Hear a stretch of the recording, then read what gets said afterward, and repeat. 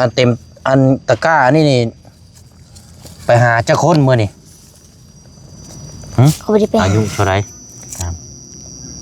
เราว่าฮะ10 ปีโดยเจ้าถามแม่เจ้าบ่โดยมีไผแน่ดูเอาที่ว่าเจ้าจำชื่อได้เอาที่ว่ามาหาเจ้าเอาบอเตียงบอลีบอจันไม่ไผแน่อีกโมแหละปัจจุบันนี่คือยังดุโมโหโมโห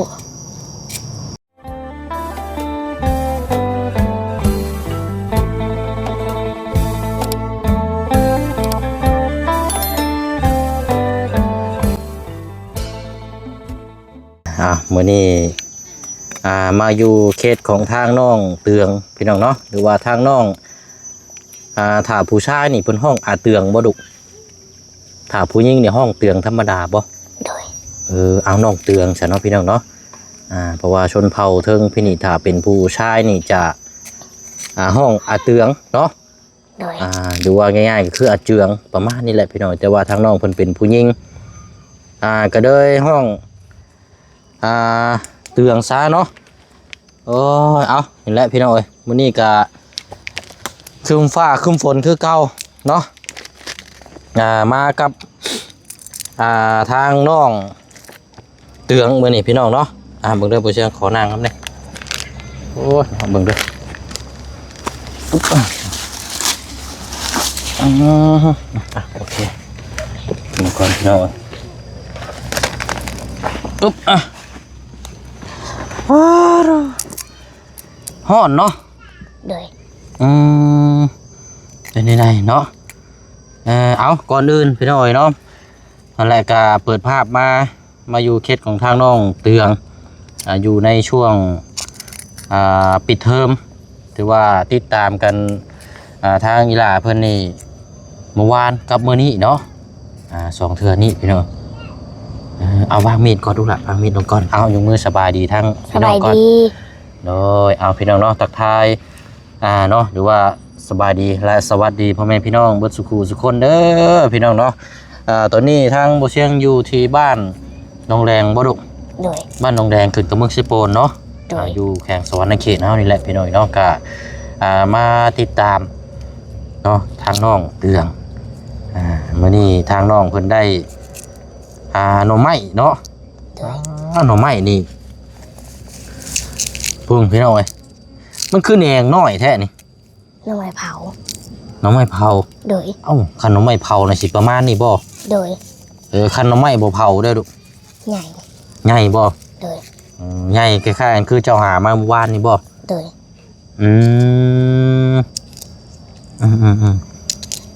ก่อนอื่นเลยอันเบิ่งก่อนเดี๋ยวบ่เชียงอยู่ก่อนจะเอามีดอันนี้ออกอยู่ก่อนนี่อันในลายนี่พี่น้องโอ้ตายอันเต็มอันตะกร้านี่ไปหาเจ้าคนมื้อนี่เขาไม่ได้ไปหาเจ้าบ่ได้ไปหาบ่มื้อนี่นะไผไปหานี่นะเอานอกเจ้าเอานอกเนาะ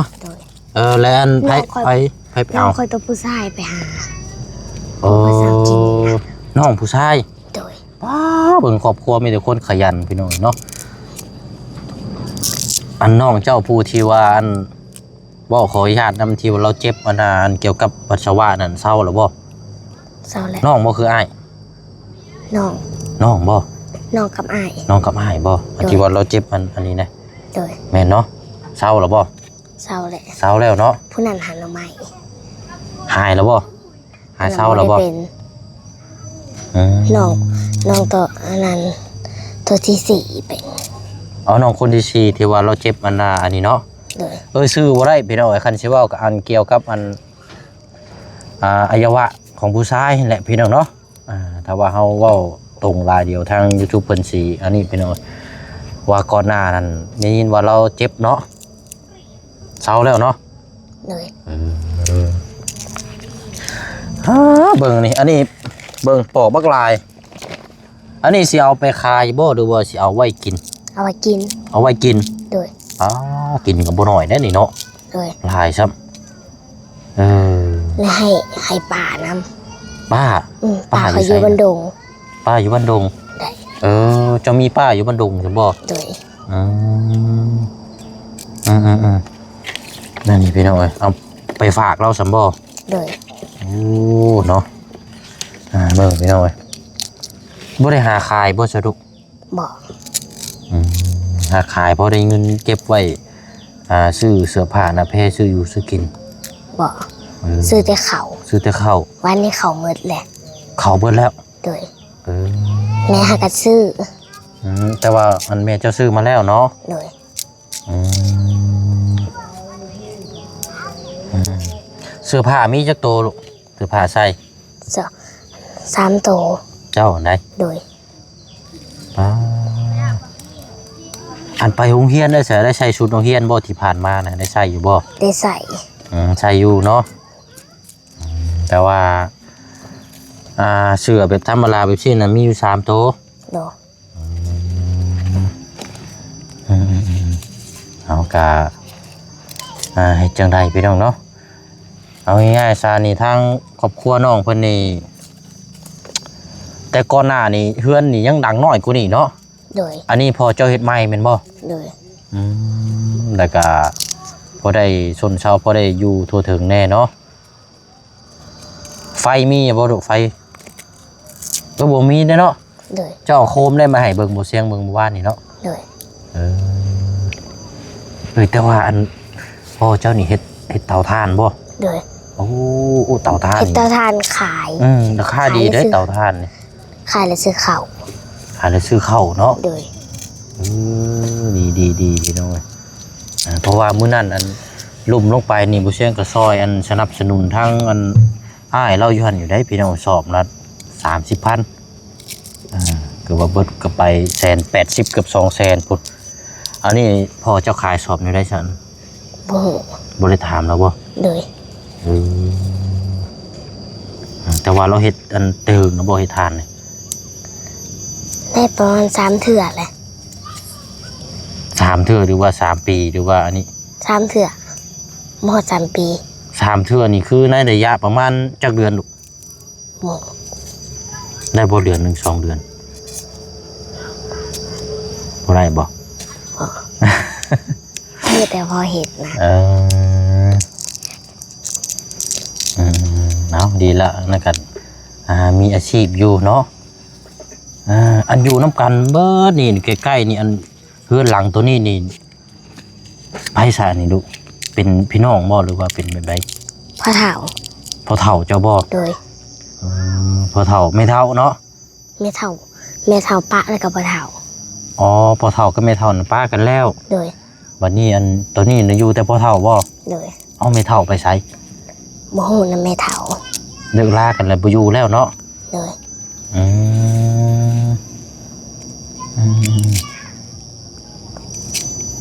ถามแล้วบ่แม่น่ะอายุเท่าไหร่ถามเราว่าฮะ 10 ปี โดย เจ้าถามแม่เจ้าบ่ โดย โอ้10 ปีพี่น้องป้า10 ปีเนาะการทำการเรียนก็ถือว่าโอเคอยู่เนาะ โดย แล้วก็ขยันพี่น้องถ้าว่ามื้อใดมื้อหนึงถ้าว่าเจ้าอยู่เฮือนนี่ถามแม่เจ้าอยู่เฮือนนี่เจ้าก็ไปเฮ็ดเวียกเฮ็ดงานอยู่บ่ไปหาอยู่หากินแบบซี่อยู่บ่ โดย ไปอยู่บ่ ไป โอ้เนาะเก่งๆพี่น้องเอ้ย บ่มีหมู่ไปก็ไป3 คนพี่น้อง 3 คนพี่น้อง โดย ครอบครัวเจ้าเองนี่บ่ โดย โอ้ยเก่งแท้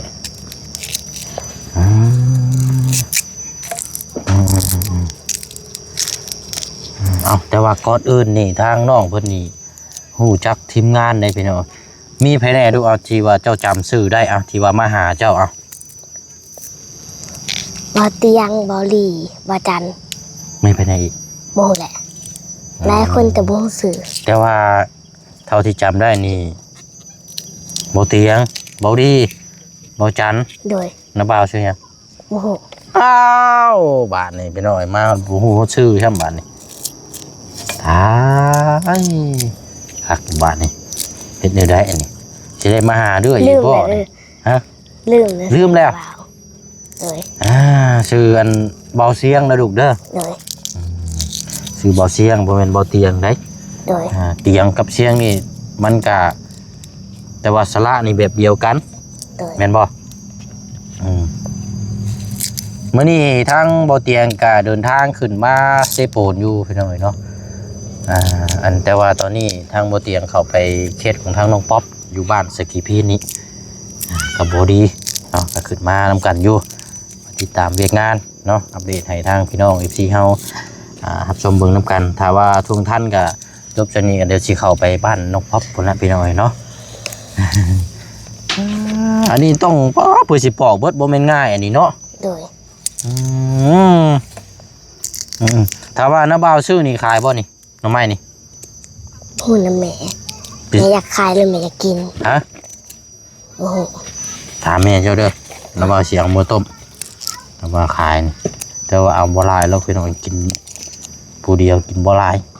แต่ว่าอยากนะกับหนึ่งมาคันว่าแม่เจ้าอยากขายนะสิซื้อซอย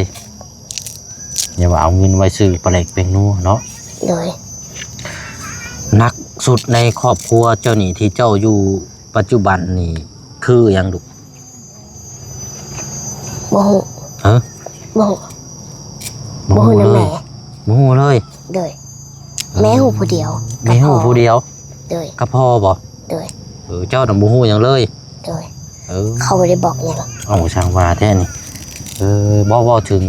เรื่องอาหารการกินหรือว่าความลำบากที่ว่าเจ้านักสุดที่ว่าเจ้าอยากให้มันมีเพราะเนี่ยมันเกิดขึ้นนะลูกเจ้าคิดว่าเจ้าอยากให้มันมีหยังนะตามที่เจ้าอยู่ในครอบครัวเนี่ยอยู่กับพ่อกับแม่นี่เห็นความทุกข์ความยากทั้งพ่อกับแม่ประมาณนี้นะแต่ในมือแต่ละวันที่อยากให้มันมีแล้วเอาก็สิได้สบายใจเพื่อให้พ่อให้แม่ก็พ่อให้เพิ่นสบายใจแน่จักน้อยนะเจ้าคิดว่ามันยังจริงที่ต้องการเจ้าอยากได้ที่สุดให้แม่พ่อมีความสุขอยากให้พ่อแม่มีความสุขโดยก็คือเก่านะถ้าบ่มีอย่างต่างๆมันก็บ่มีความสุขได้โดยมันต้องมีได้เอาแสดงว่าทางน้องเพิ่นนี่ยังสิบ่ค่อยฮู้ปานใดซะพี่น้องเนาะนึงมานี่เอาง่ายๆซะพ่อแม่นี่ก็ต้องหาเลี้ยงเฮาเนาะโดยง่ายได้เลี้ยงพ่อแม่คืนง่ายมาได้เลี้ยงพ่อแม่คืนโดยโอ้ดีพี่น้องบ่แม่นว่าใหญ่มานี่ป้าเพิ่นบ่ได้เนาะโดยเก่งนึงมากับปัจจัยหลักก็เลยก็ถ้าอยากให้พ่อแม่เนาะถ้าว่าเป็นไปได้ก็คือหลักๆเลยกับแม่นเข่าอันนี้เข่านึงนี่สอบเท่าไรเอาซื้อนี่ประจักษ์แม่เป็นคนซื้อแม่เจ้าเป็นคนซื้อเนาะเต็มที่ก็600,000ปลายเนาะเข่าละ650,000 50โลพี่น้องถ้าว่าได้เข่ามาแล้วพ่อแม่ก็สิได้สะดวกสบายนี่จักน้อยเนาะเลยเนาะเอานี่แหละพี่น้อง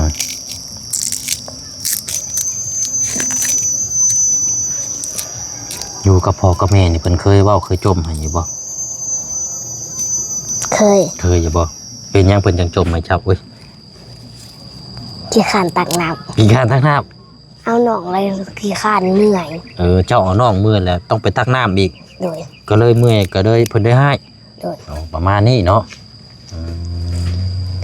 บ่เฮ็ดเวียงหยังบ่ให้แต่เขาผู้เดียวบ่เฮ็ดเวียกหยังเลยมีแต่เจ้าผู้เดียวเป็นหยังคือบ่ซอยเจ้านี่หลายอยากลิ้นซื่อๆโอ้บ่ได้เด้นี่ต้องเบิ่งกันได้เนาะ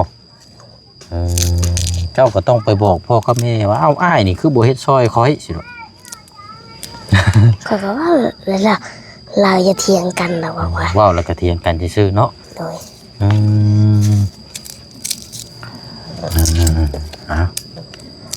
นี่แหละโอ้ยน้องใหม่กับสวาน้อยพี่น้องเนาะ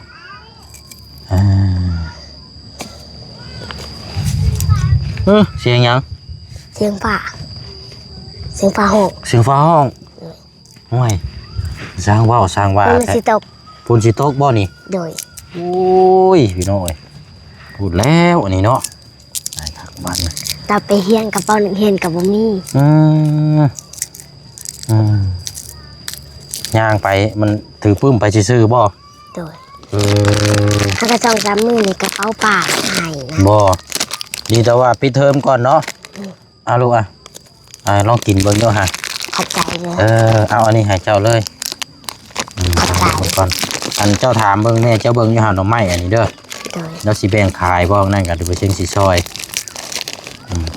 ก่อนชิมก่อนใช่พี่น้องนับไปนั่งมาว่ากับน้องเพิ่นบ่อยากเข้าน้าบ่าวยังบ่ได้กินข้าวเที่ยงได้ประมาณ4 โมงป่ายเป็นยังก็บ่กินน้าบ่าวก็บ่กินข้าวโมโหเฮือนนุกจักแลนไปพุ่นไปพี่อยู่เอาไปมาลืมมาแต่บ้านน้องเพิ่งอยู่บ้านสามหาแล้วก็ขึ้นมาพี่เข้ามาพี่เลยเป็นว่าสิแวะกินข้าวบัดมันสิค่ำก้อนบัดนี้นะก็ได้แวะมาหาเจ้าก้อนไปจบมองไปนี่ก่อนเขาว่าคันท่านจะกินเขาแต่ว่าจบมาจากนี่ก็ยังบ่ท่านบ่สิเข้าไปหาน้องป๊อบอยู่บ้านจิกีพีนี่อีกบัดยันมืดพุ่นละสิได้กินข้าวขนมเนี้ยนี่เนาะโอ้แข็งโป๊กเลยเนาะแถบเดี๋ยวพี่น้องใช้เจ้าบุกินบ่กินเอาไว้ให้น้องเอาไว้ให้น้องเอาเราบ่าวให้ถุงนึงได้กินหายแล้วนะฮะเก็บไว้ให้อีกเอาหายแล้วนะก็เจ้ากินโยนบ่อยากพูดให้น้องกับคนน่ะหลายอย่างมานะอันว่าเจ้าเฮ็ดให้คือกันอยู่บ่เฮ็ดให้ปลูกข้าวอยู่บ่เฮ็ดปีนึงนี่ได้จักสอบได้ประมาณ2-3 สอบ2-3 สอบป๋อคือหลายๆแท้อันนั้นตัวให้ตัวให้น่ะใหญ่ให้ตัวนึงน่ะได้ประมาณ8 สอบ8 สอบโดยรวมเบิดก็ประมาณ10 สอบปีนึงบ่โดยแล้วก็อันมันอันนี้ได้ซะที่เฮานั่งอยู่นี่ของไผซะนี่น่ะของป่าของเจ้ามีบ่เฮือนหลังนี้แหละป้าข่อย2 คนของเจ้าเด้ของข่อยอยู่พุทธของเจ้าก็มีสวนมันอยู่บ่ขี้น้อยหลายบ่บ่หลายแต่ว่าก็มีสวนมันอยู่เนาะโดยสวนกล้วยได้มีอยู่บ่นี่แหละซ้ำนี้มีแต่สวนกล้วยซ้ำนี้บ่โดย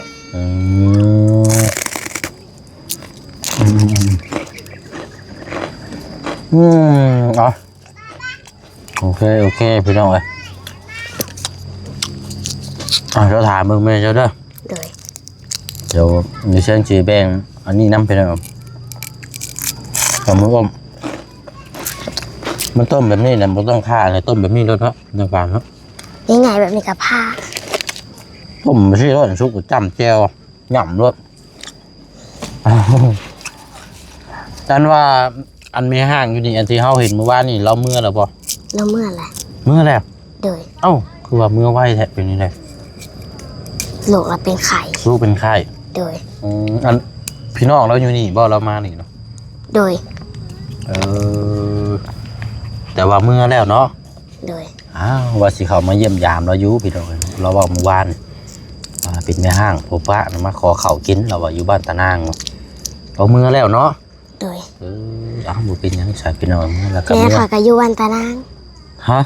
นี่บ้านพ่อข่อยนี่พ่อข่อยแม่เจ้าเป็นคนบ้านตะนางบ่โดยตะนางน้อยบ่คือตะนางใหญ่ตะนางมองกันมองขามห้วยบ่โดยตะนางใหญ่เนาะ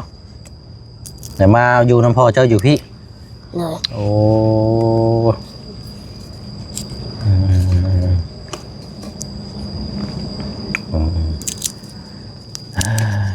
ป้าซะพี่น้อยเนาะฮ้อนเนาะโอ้ยปอกนี่เฮิงเกือบได้นี่เพื่อสิแล้วเนาะโดยเอาเก็บอันนี้ไว้ก่อนซะพี่น้อยเดี๋ยวถามทางแม่เจ้าเบิ้งเด้อ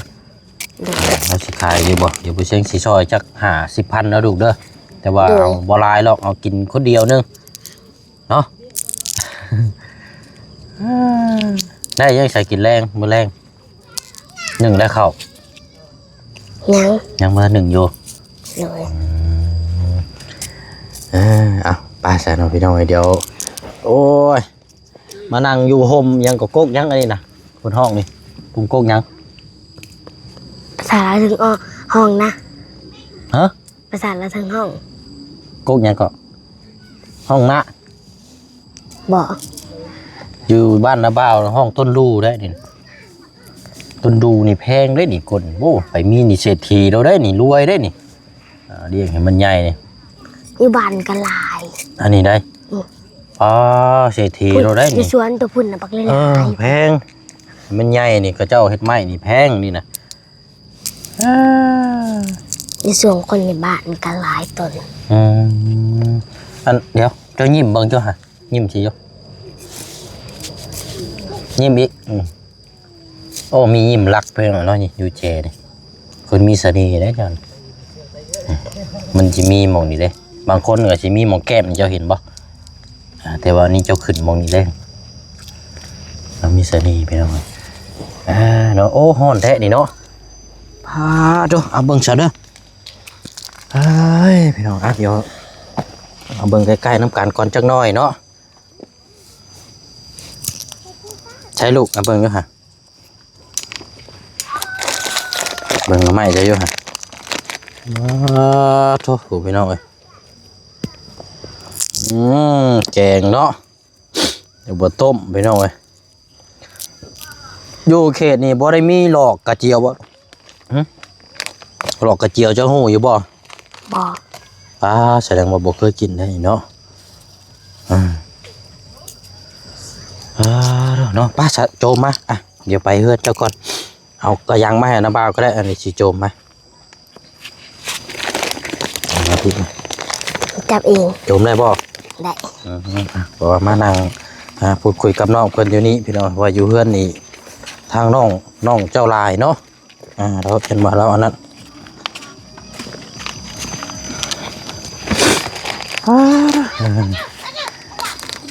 เอาอันนี้น้องเบลเลยมันบ่ โดย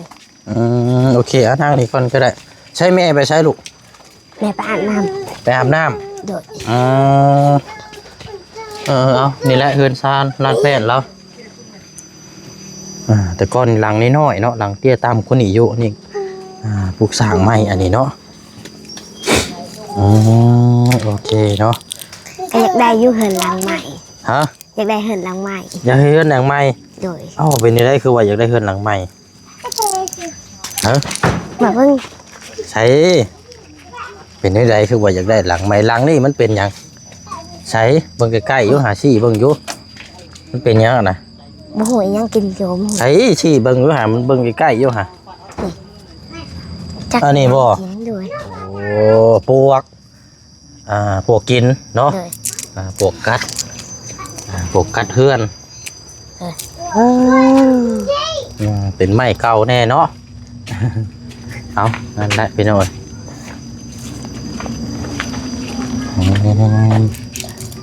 ทางแม่เราบ่อยู่ชับเหมือนเนาะบ่ได้ถามจำได้สะนี่เนาะหน่อไม้นี่ฉันก็มีแต่ว่าน้าบ่าวสิบ่ได้ซอยได้ดูเด้อบ่โดนละอาบน้ำแล้วก็มื้ แม่ อ เจ้าไปอาบน้ำอยู่มีแต่ว่ามื้ออื่นเนาะ โดย พังเบิ่งมื้ออื่นน้าบ่าวมาได้ไปหาหน่อไม้เด้อสิเป็นซื้อซอยเด้อ โดย